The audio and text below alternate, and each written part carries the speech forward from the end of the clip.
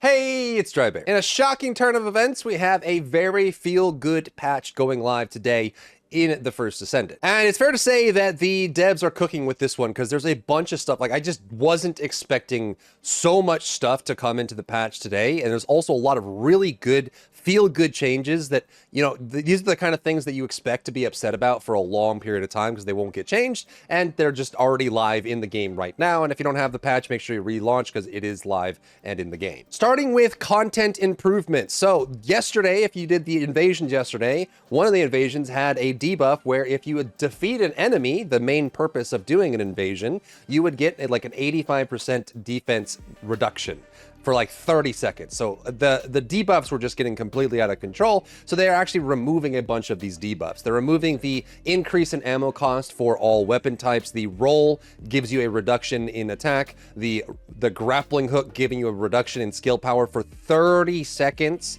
A skill giving you a movement speed reduction for 30 seconds. And when aiming, incoming damage modifier increase. So they got rid of a lot of them. There's still a bunch of really bad ones in there. And personally, I went on a rant the other day on my stream going over this, but I think they should switch from, they could make the invasions a little bit harder and then give us a bunch of really strong buffs that help us deal with the invasion instead of trying to take away a large portion of our fun by nerfing us really hard with those as well. They also increased the HP orbs in intercept battles that the ones that recover max HP, they now recover 25% instead of 20, so you heal a little bit faster from the little ads that you kill. Same thing for the MP orbs, those went up by 3% in the amount of MP they recover. Lowered the difficulty of normal and hard Dead Bride, and I think what they're doing here is they're cleaning up exit points. So they're I'm guessing a lot of situations, since they are working on more data-driven decision-making, they probably have more hooks in the game right now that track when players exit the game and stop playing, like when they quit completely. And it was been happening a lot on like hard Dead Bride, hard Executioner, hard Pyromaniac. So in the last patch, they nerfed hard Pyromaniac to make him a little bit easier. They're also nerfing normal and hard Dead Bride so that as you get introduced to these harder mechanics, it doesn't come as soon. So they decrease the frequency of the teleport when frenzied. This one is pretty annoying. You can miss a lot of shots. It makes it much harder to hit her weak point when she's frenzied, and also makes it much more difficult to be in the right spot, because what happens is she teleports right on top of you and then starts her big dome thing, and then you have to get really far away or you die to the ice damage. They increase the range of Snowstorm, the Veil, and reduce the damage that it does as well, which is a big part of losing new players to that mechanic. And they decrease the part HP of the amplifier, so this is going to be a little bit easier, so that like really hard Dead Bride part where people are still learning the game is going to be much easier for most people. They also lower the difficulty of normal Hanged Man, the final boss you fight before you go into hard mode. They greatly reduce the part HP of the Charger, the part you have to break when someone's running around with the cube. Greatly reduce the damage of Thunder Wave. This one was basically, if you didn't know that he dealt this damage and you didn't come in prepared, you would just basically be on the ground all the time. And it also made it impossible for you to run cube because you would be dying to his Thunder Wave all the time as well. Reduce the damage of Charging Laser, the big beam that he shoots out. Decrease the damage of Thunderbolt skill that occurs while frenzied, and decrease the duration of the electric cannon, the electric sphere that he shoots out as well. So making both Dead Bride and the Hanged Man a lot easier for people to get into hard mode so they don't end up exiting the game too soon. They made some changes to some field missions as well. Deception Transmitter for defense. They did knockdown damage will not occur in a row when damaged by traps.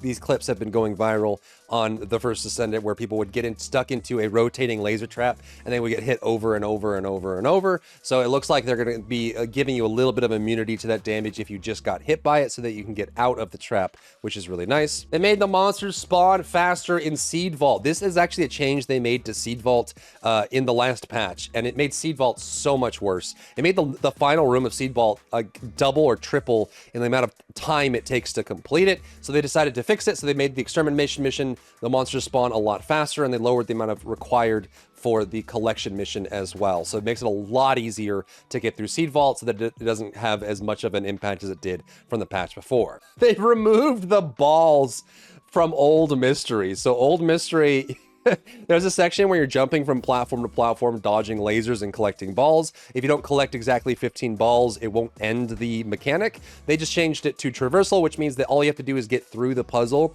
And it also means that one person who's really good at grappling can just grapple to the end, and that'll turn all lasers off, and people don't have to worry about grabbing balls along the way. So that's gone from old mystery, which I'm sure is a huge win because most players that I've talked to do not like collecting those little balls. For invasion missions, they made it so you can feed in the artificial brains into the container a lot faster, and then they also added sniper missions or sniper monsters to defense line.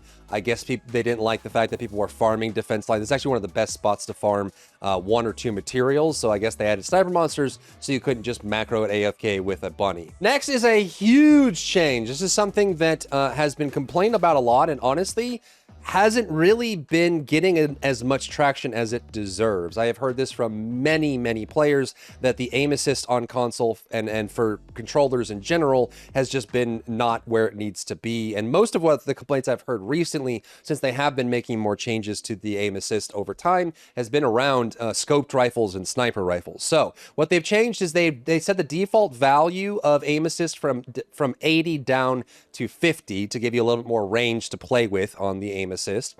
The maximum aim assist range for every weapon except sniper rifles has been changed to 100, which means you'll be able to play with when that kicks in. The tough part about games like this is there's going to be a lot of different situations. Like doing aim assist for a multiplayer game like Call of Duty or something like that, or Fortnite, is a little bit different because you're not going to be encountering enemies like floods of enemies constantly, right? So it's much easier to fine tune and make your settings on aim assist a lot more aggressive so that when a player shows up, you can deal with that. However, in a loot-based game, a looter shooter, you need a lot more dials and knobs to make that feel good, because you might be in a room full of enemies, and if you have sandpaper on a target that's nearby and you're trying to shoot the sniper and you can't get your cursor off of the target that's nearby to take out the sniper or whatever, vice versa, it gets really nasty. So they've made all of the aim assist range values to 100 meters to let you play with that a little bit more.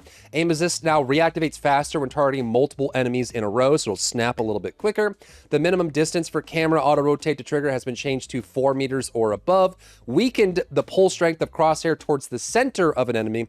This one is a really bad one because especially when they get the affix where certain spots will pulse red where you have to shoot them, or they have a headshot, or sometimes they have a weak point that you want to hit, or you want to hit something else on their body. It can be really annoying if it pulls your crosshair to the center of the mob where you can't hit it, or they're invulnerable, or there's something in the way, and it becomes very like you're fighting the aim assist the entire time.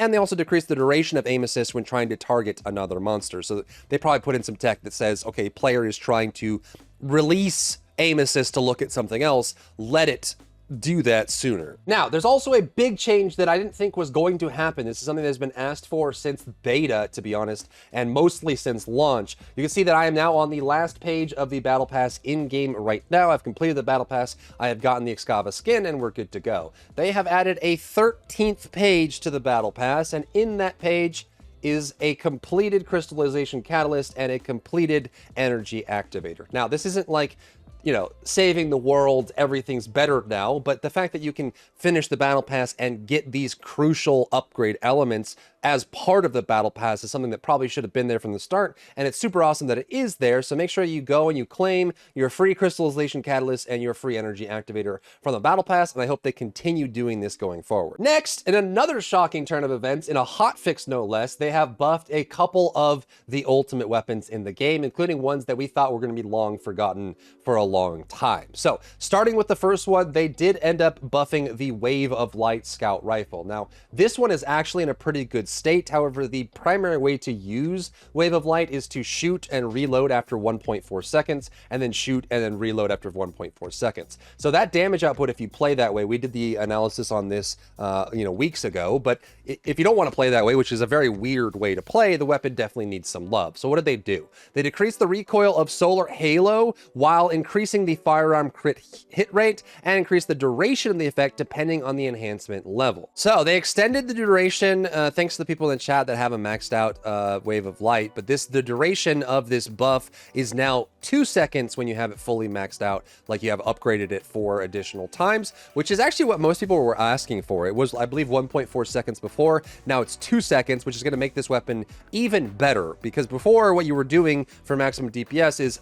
reloading, firing for 1.4 seconds, and then reloading again immediately. But there's a lot more cleanup on this as well. They even added some new ways like Moonlight, Halo, and Twilight, just to make the gun a little bit clearer as to what it does. They also added unique debuffs for the 2 effects, like Solar Halo creates Dusk, inflicting Lunar Halo to enemies. Firearm attack increases on hitting enemies inflicted with Lunar Halo, and they worked all that in together. So I mean, like I said before, the Wave of Light was already the best scout rifle that you could run. It just had some very weird usages because of the way that it is. So extending that duration on the buff is really nice, and they also cleaned up the way it presents and the value of it. So Wave of Light is now going to be even better. It's possible even that the reload build will break 1,000,000 DPS with this new change here, but we'll have to see. Next, in another shocking turn of events, is the King's Guard Lance, one of the most laughable weapons in the entire game, and probably one of the most unique and cool looking weapons, especially when it starts spinning up and the lasers start coming out of it.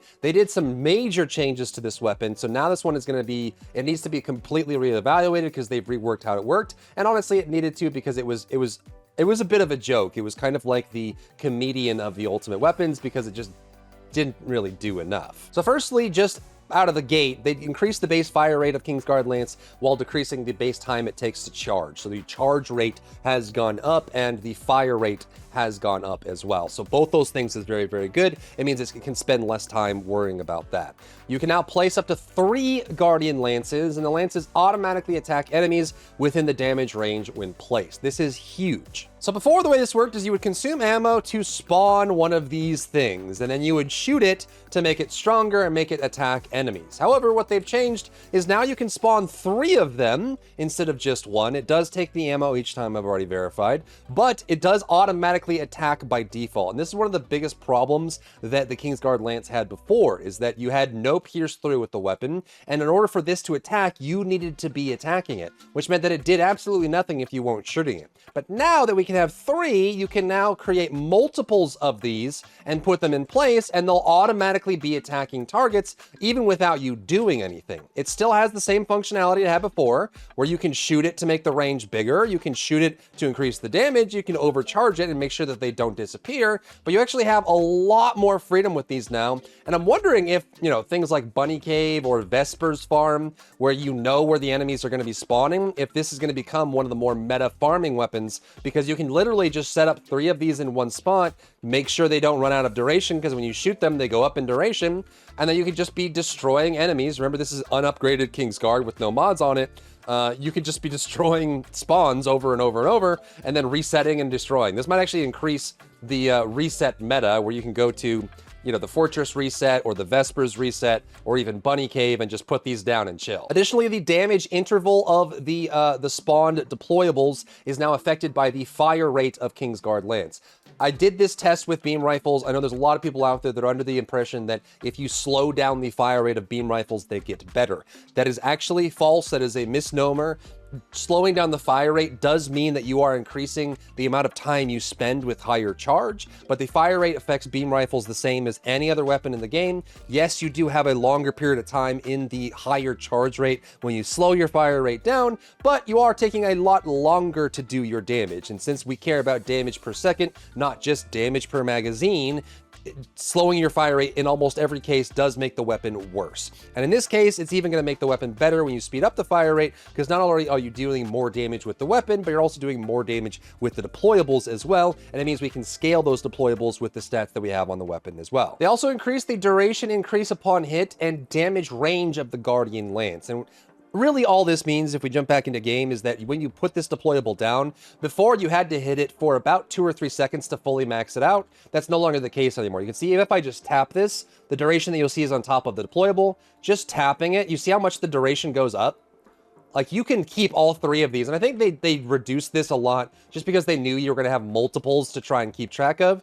So being able to very easily deal with them this way, like being able to stack them up, and you can see how much, like how quickly the range goes up as well. It becomes a lot easier to be able to stack these up, keep them in range, and keep them going. Whereas before, you kind of had to be beaming on one the whole entire time just to keep it working. Next, if you watch my Corrosion Sharon build, where we use Executor, Nazastras, and the Shred Battlesuit Melting combo to make everyone else in the party do a lot more damage, we did actually use the Executor, and it's good enough as in its current state, but they are buffing the butt out of it. So what they're going to do is increase the base hip fire accuracy and aimed shot accuracy of the Executor. This is actually super important because the passive of the Executor requires you to hit all of the pellets from the shot, and it has a lot of pellets per shot. So increasing the base hip fire and aim shot accuracy means that you can probably drop one of the accuracy mods that you're using just because the base is going to be a little bit higher. So in order to get that buff, you need to hit all of the pellets onto a target. You can see the buff is stacking on me there, so we actually have that going, which is really nice.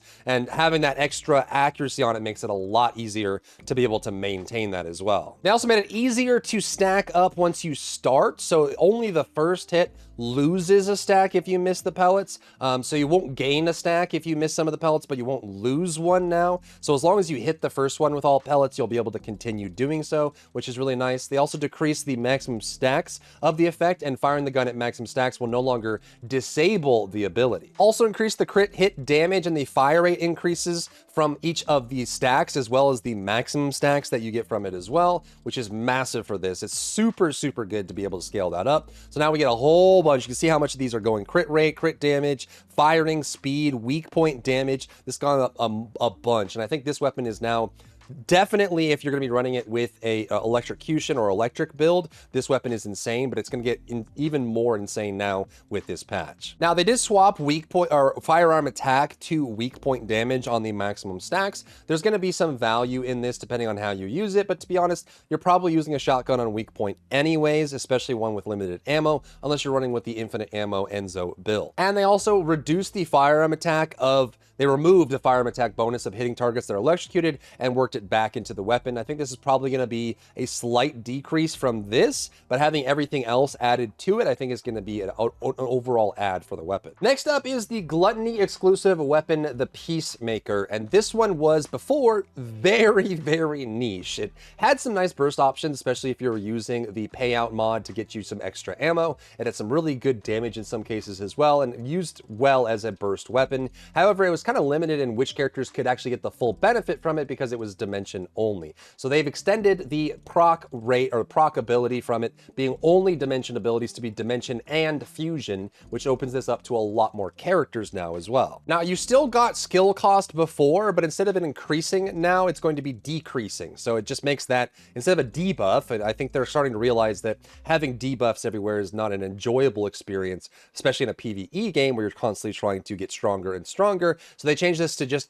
decrease skill cost instead of increase it. And they also increased the amount of non-attribute skill power you get per stack on the single reload to be able to get more value out of it. I think they're comparing it to other weapons or just comparing it to ability-based builds in general, having this as an option for both dimension and fusion without a loss of skill cost as this decreases up as well. So if you do it impartially, you're not going to get as much, but this value decreases as you go higher and higher, and you'll get even more power than you did before, which makes this weapon a little bit more usable. And lastly, the Battle Pass weapon Excava. I actually wasn't expecting any changes for this one because it is something you have to buy with real money in order to get access to, but they decreased the maximum stacks of voltage charge depending on the enhancement level in order to grant the grenade effect more quickly. So before you needed, I believe 28 was the max, and now it has dropped down to 15. So before, when it was fully maxed at 4 out of 4 on the unique ability level, it went from, I think, like 38 or 36 down to 28. Now it goes down to 15. That means before you would need 3 times 28 to get the 3 stacks for the maximum grenade. Now you need 45 total. That is crazy nerf, or crazy buff, I mean. So crazy buff on that to be able to get that going. So you can actually get some really nice value out of this weapon. Very easily stack this up to get whatever you need here, especially with SPS or firing rounds.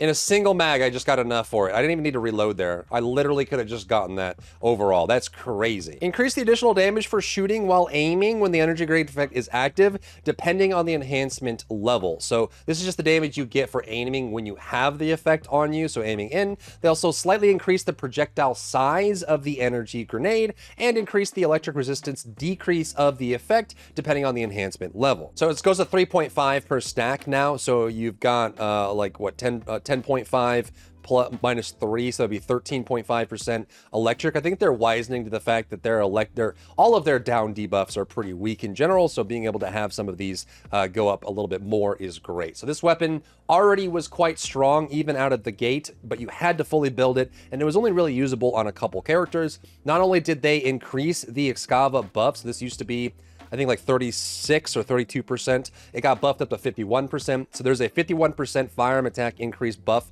inside of the inversion reinforcement build. On top of that, it also got a massive buff for the amount of damage that it can deal and also how much it stacks as well. So Excava is becoming a much more viable weapon than it was before. And just a quick note on the projectile size increase, it is still not an AoE explosive. You're not going to be able to do more, like hit more targets with the explosion part. Because again, it's still not like if I do this here, it's still not going to hit the target. It's not an AoE. What they mean by projectile size is the launching of the grenade, which means that if you shot the grenade like this next to the target, it would be a lot easier for it to clip and hit the target, but it's still not an AoE explosive. Next, they reworked the junk filter, and I'm not going to get too far into this because I'll do a separate video on the loot filter that they've implemented now. And I know there's a lot of people that are kind of like confused or frustrated or what's going on because they basically inverted the filter. Before, the way the filter worked is you would specify the items that you want to be marked as junk, right? You're setting the settings for the items that you want to be thrown out and dismantled.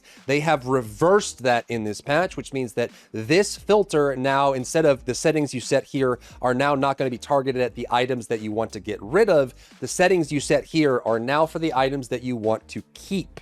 This is going to be the items that if they meet these conditions, they will not be set as junk. If they don't meet these conditions, they will be set as junk, which is the opposite of how it worked before. So that I think is already a pretty nice change because it's easier for people to think about it if they weren't already thinking about the way the system was before. And on top of that, they also added a much needed, almost required setting, which is this one right here, which is the way it worked before is it when you were setting the settings for the stats on an item, it would check to see if either of the stats met the condition, and if it did, then it would pass, which is bad, right? Because it meant that you could say, I want a item that has really good drops on all of these stats, but it could meet one of the stats and then the other stat could be bad and it would fail. So they added an option to exclude if 2 or more are included, which means that you can set this to say, I want every stat on all the items to meet these conditions.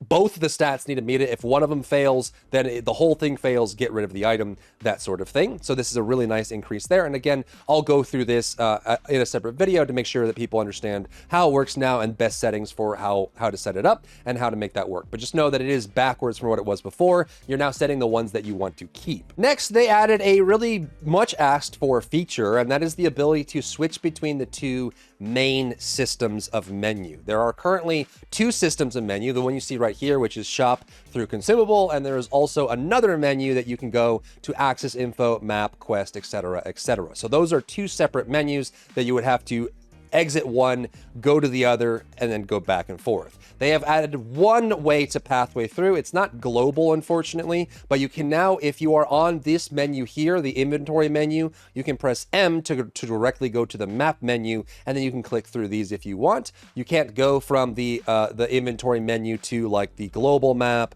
or to social or whatever. It's got one door, so we can go over there. But you can press I, M, and it allows you to switch between them. So like anytime you're on this main menu, the journal menu, you can go to the inventory menu. And anytime you're on the inventory menu, you can go directly to map. But it has to be inventory or map. Those are the only ways that you can go through there. But in this patch, they also added in a new feature which allows you to go directly to any one of the menus that are select. So for example, one thing that I've always wanted is what you're about to see.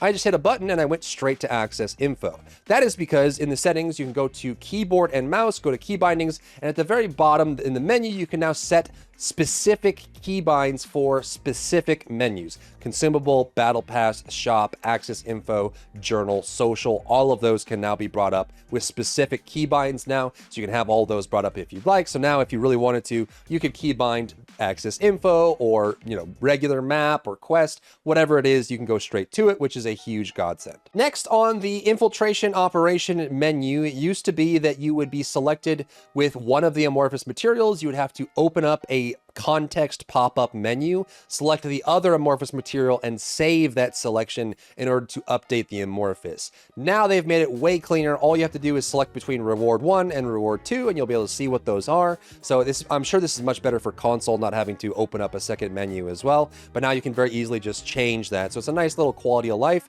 when we're looking at the infiltration operations. Next, they added another quality of life feature that when you, not when you go to, like from inventory, if you go to weapons list, it's not going to be shown here. But if you go to customize and then to weapon skins, a little icon with a count will be displayed on the weapon if that weapon has a weapon skin. And I think this is something that, it's small, but it kind of drove me crazy before, because I would get all these weapon skins and then you would just go to the weapon list and you wouldn't know which ones had skins and which ones didn't. So now there's a little hanger icon with a number on it that shows that there's a skin for that weapon. So if you wanted to, you could go select it, you could save and have it on there. And if it doesn't have any skins, you can see that there's no icon there at all. So you can go through this in the customize menu and see, oh, there are actually skins for these that I could try out and use, and it shows whether or not you have it as well. They've also done some cleanups on displays for a few things. The first one is going to be just being able to track different things on different tooltips. The first one, if you go to an item that requires research and you hover over it, the tooltip will show this as well. But they've also changed amorphous materials so you don't lose the information. This is one of the biggest problems they've had with their menu system, is that it's always been contextual, and then we had to go from a different menu to another menu to another menu, and you forget what you're looking at. So it looks like they're making improvements for that. So for amorphous materials, when you go to acquisition info, which is the pop-up here, while you're looking at this, you can actually still look at what the material drops, what boss you can consume it for, what reactor you can consume it with, what items drop from it as well. You can look at the shape stabilizer information, all of that, while you're still on the acquisition info, which tells you where the item comes from. And since the change was made to the acquisition info pop-up, which you can access while researching, if you're looking for specific items that you're researching, you can actually go to these, and then you can go and look at the research individually. You can look at the item that you're looking for as well. And when the acquisition info pops up, you can look at this to see what the detail is. You can actually look at the tooltip of the item you're doing the acquisition info for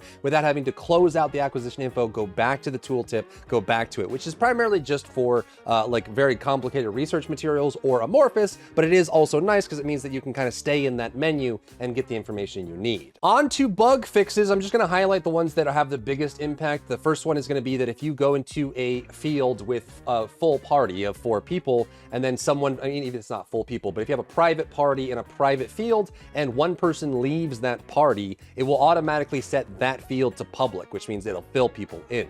This one was kind of annoying, especially if you were kind of like groups that were constantly changing. So they fixed it so that now it is it stays private. You are sent to Albion the moment you leave your party or on a private battlefield, so it doesn't set the field to a different setting. They changed it so that when Haley uses her 4th ability and she kneels down, the movement speed that she currently has, even though she technically can't move, is affected by the weapon she's holding, not just her unique weapon, which means that if you're using a sniper rifle or any slow weapon that slows your movement speed, it slows you based on the weapon you're holding, which means that you can do the inversion reinforcement buff that allows you to get skill cost reduction a little bit easier if you're running a sniper rifle version of Haley. They finally fixed the field seasonal quest that couldn't be completed, the collect Ironheart particles, so that quest not being able to complete it is now being fixed. And there you have it. That is Hotfix 1.1.2. I'll break out the other systems into other videos like Kingsguard, Excava, possibly Peacemaker, and definitely the loot filter for separate content, but there is the